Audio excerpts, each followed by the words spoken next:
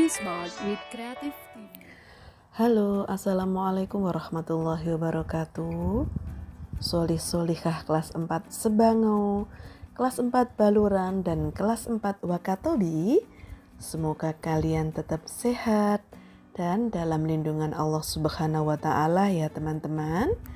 Hari ini kita akan belajar bahasa Indonesia tentang gagasan pokok dan gagasan pendukung pada teks tulis dan teks visual. Simak ya penjelasan Ustadzah berikut ini. Teman-teman, pada pertemuan yang kemarin, Ustadzah sudah menjelaskan tentang gagasan pokok dan gagasan pendukung. Hari ini Ustadzah akan menjelaskan ulang agar teman-teman lebih paham dan lebih jelas. Tapi ada materi baru, yaitu masih gagasan pokok dan gagasan pendukung, tapi dalam bentuk teks visual. Oke, simak ya teman-teman. Gagasan pokok dan gagasan pendukung pada teks tulis dapat ditemukan terletak di kalimat utama dalam sebuah paragraf. Sementara itu, gagasan pendukung terletak di kalimat penjelas. Oke, ada teks tentang tari kipas Pakarena. Nah, kita akan menentukan bagaimana cara mencari gagasan pokok dan gagasan pendukung. Yang berwarna kuning itu adalah kalimat utama. Oke, di pelajaran kemarin Ustadzah sudah menjelaskan kalau kalimat utama itu bisa di awal paragraf, bisa di akhir paragraf. Pada paragraf pertama, kalimat utamanya ada di awal paragraf. Demikian juga paragraf yang kedua ada di awal paragraf. Nah, yang berwarna kuning ya teman-teman itu adalah kalimat utama. Kemudian di paragraf ketiga, ternyata kalimat utamanya ada di akhir paragraf. Ustadzah, bagaimana cara menentukan kalimat utama? Oke, tak kasih kunci ya. Nah, kalimat utama itu kalau kalian sudah menemukan di awal kalimat atau di awal paragraf, maka otomatis kalimat kedua itu pasti berisi menjelaskan kalimat yang pertama. Contoh ya. Paragraf 1. Tari kipas Pakarena merupakan kesenian tari yang berasal dari Goa, Sulawesi Selatan. Kalimat kedua pasti menjelaskan terang tentang tari kipas Pakarena. Kita cek ya. Nah, tarian ini, ini tadi itu berarti ini adalah tari kipas Pakarena. Sudah jelas berarti kalimat utamanya ada di awal paragraf. Oke. Selanjutnya ya. Nah, paragraf pertama. Kalimat utamanya tadi adalah tari kipas Pakarena merupakan kesenian tari yang berasal dari Goa, Sulawesi Selatan.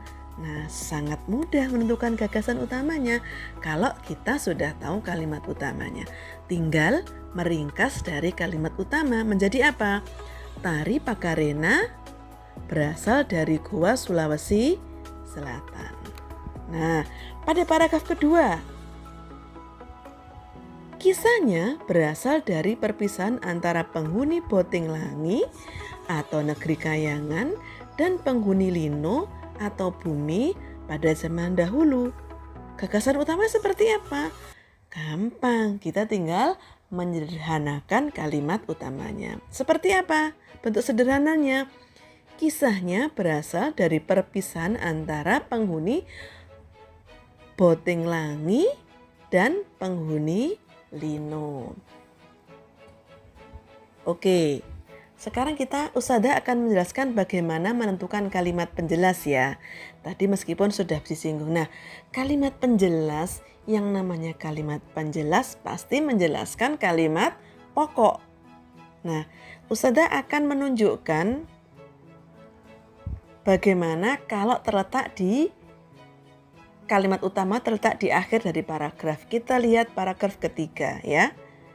Cerita itu diabadikan dalam gerakan tari. Makna gerakan dari tari kipas Pakarena seperti gerakan berputar searah jarum jam melambangkan siklus hidup manusia.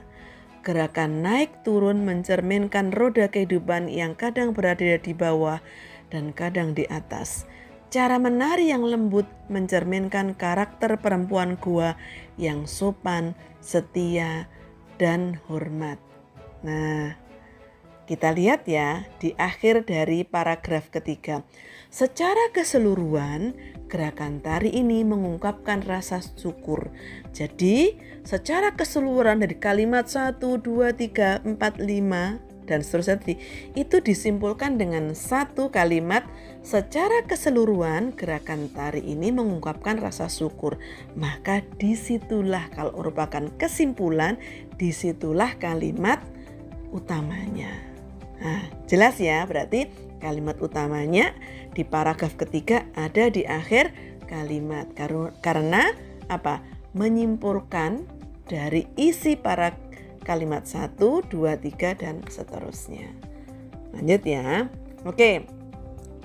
Karena yang namanya kalimat penjelas itu pasti menjelaskan kalimat pokok. Kita kembali lagi ke kalimat penjelas paragraf 1. Tarian ini sudah menjadi tradisi di kalangan masyarakat Goa yang merupakan bekas kerajaan Goa. Nah, itu kalimat penjelasnya. Gagasan pendukungnya atau gagasan penjelasnya kita tinggal menyederhanakan dari kalimat tadi. Seperti apa teman-teman? Tarian ini tadi kan apa? Macarena kan? Berarti tarian Macarena menjadi tradisi di kalangan masyarakat Goa. Nah, itu bentuk ringkasnya dari kalimat penjelas. Namanya gagasan pendukung. Kemudian kita lihat paragraf yang kedua. Konon sebelum berpisah, penghuni Botinglangi sempat mengajarkan kepada penghuni Lino cara menjalani hidup seperti bercocok tanam, berteriak, dan berburu. Nah, itu kalimat penjelasnya. Maka gagasan pendukung atau gagasan penjelas, kalimat penjelasnya disederhanakan menjadi sebelum berpisah, penghuni Botinglangi mengajarkan penghuni Lino cara menjalani hidup. Oke, pada materi yang kedua, ya, masih gagasan pokok dan gagasan pendukung, tapi dengan teks visual ya teman-teman. Oke, apa itu teks visual? Teks visual adalah teks yang cara penyampaiannya menggunakan media dan hanya terbaca oleh indera penglihatan. Contohnya gambar. Teks visual dapat dipahami dengan cara melihat. Oke, coba perhatikan contoh teks visual yang ditampilkan Ustazah. Nah, pada teks visual pasti ada informasi yang akan kita peroleh. Contoh pada gambar tersebut, kira-kira anak sedang apa ya teman-teman? Anak sedang main gadget, kemudian komponya nyala, kipas angin nyala, televisinya nyala, lampunya nyala semua, keran airnya nyala. Nah, kira-kira informasi yang kita dapat itu tentang apa? Nah, itu merupakan pertanyaan untuk gagasan pokok. Informasi apa? Nah, kira-kira berarti tentang apa? Hemat energi atau boros energi? Boros energi. Nah, itu berarti informasi pokok atau gagasan pokoknya itu adalah apa? Boros energi. Gagasan pendukungnya apa? Gagasan pendukungnya ya itu tadi. Boros energi itu apa saja contohnya? Lampu menyala, semuanya dalam keadaan nyala. Itu ya, lampu, kompor, air, main gadget semuanya nyala. Itu berarti boros energi. Oke, Ustazah akan tampilkan contoh teks visual yang kedua.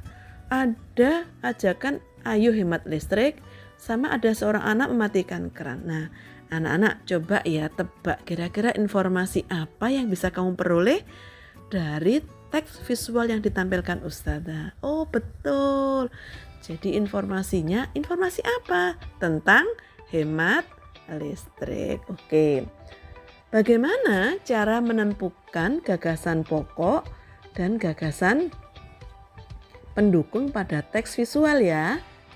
Nah, caranya yang pertama, teman-teman harus mencermati dan mengamati teks visual dengan teliti. Yang kedua, temukan informasi yang terdapat pada teks visual. Yang ketiga, temukan gagasan pokok dan gagasan pendukungnya. Oke, Ustazah akan memberikan contoh bagaimana cara menentukan gagasan pokok dan gagasan pendukung pada teks visual. Coba simak gambar berikut ini. Nah, pada teks visual itu yang ditampilkan Ustazah, informasi pentingnya apa ya? Ada seorang anak sedang mematikan televisi, ada seorang mama sedang mematikan on off-nya listrik gitu ya. Maka informasi pentingnya adalah menghemat energi listrik. Terus kira-kira penjelasannya apa? Yaitu adalah gagasan pendukung. Alasan menghemat energi listrik. Nah, karena menghemat listrik pasti punya alasan. Oh, biar tidak mengeluarkan biaya, biar listrik tidak habis. Itu namanya nanti kenapa mesti orang punya alasan. Kenapa melakukan orang harus hemat energi. Caranya dengan apa? Mematikan lampu, mematikan listrik itu termasuk apa? Menjelaskan kan? Oke, berarti dari teks visual itu gagasan pokoknya adalah menghemat energi listrik. Gagasan pendukungnya apa? Nah, alasan menghemat energi listrik tadi itu adalah gagasan pendukungnya. Apa yang kedua? Cara menghemat energi listrik bisa dengan mematikan yang tidak dipakai, alat listrik dimatikan segera setelah selesai memakai, itu termasuk cara menghemat energi listrik. Nah, kalau kalian sudah tahu gagasan pokok dan gagasan pendukungnya, jika dijadikan paragraf akan tersusun seperti ini. Hemat energi listrik judulnya. Kemudian kalimat utamanya, karena di awal paragraf atau paragraf deduktif, kita harus menghemat energi listrik. Karena energi listrik bisa habis. Cara menghemat energi listrik diantaranya dengan mematikan lampu di siang hari dan mematikan televisi jika tidak dilihat. Nah, tadi kan, jadi kalau gagasan pokok dan digabung dengan gagasan penjelas atau kalimat utama digabung dengan kalimat penjelas itu menjadi sebuah paragraf yang padu, paragraf yang nyambung antara kalimat satu dengan kalimat yang kedua. Itu namanya paragraf yang utuh atau paragraf yang runtut. Oke, Ustazah ada tantangan seru buat kalian hari ini ya. Nanti teman-teman bisa mengerjakan di Google Classroom-nya. Nah, Ustazah akan menjelaskan. Ada teks visual nih. Di sini ada gambar matahari, kemudian ada gambar pohon, ada gambar seorang anak perempuan sedang menjemur baju, kemudian anak laki-laki sedang senam ya. Kemudian adik bayi berjemur. Nah, kira-kira gagasan pokoknya apa yuk? Nah, ada matahari, ada berjemur. Nah, kira-kira apa? Oke, betul. Gagasan pokoknya adalah apa? Manfaat energi matahari. Nah, anak-anak bisa mencari kalimat penjelasnya. Apa di situ yang ada di gambar. Nah, setelah tahu kalimat utamanya, kemudian tahu gagasan pokoknya atau kalimat penjelasnya, anak-anak nanti akan menyusun menjadi sebuah paragraf ya. Menjadi sebuah paragraf. Nah, yang nanti akan menjadi paragraf yang padu. Kamu tulis ya. Nanti tugas ini akan dimunculkan Ustazah di Google Classroom.